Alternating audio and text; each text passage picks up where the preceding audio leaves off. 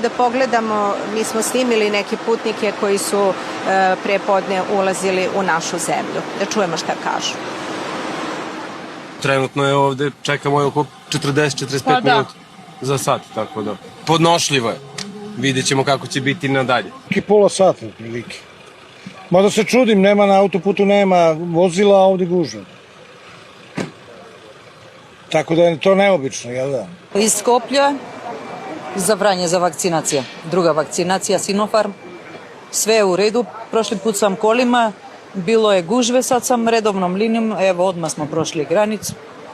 Šta da radim, putujem kod ćerke za Parizu, kod nas je teže oko vakcinacije i tako. Ние сме благодарни на србите вака што возможива. Нашите браќа поранешни и сегашни. Gde idete? Platamo na mesto.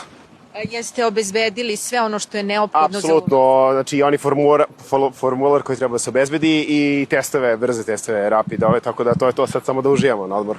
Naravno, nije vam bio problem da sve to problem. nabavite? Bukvalno smo se organizovali oko 3 dana.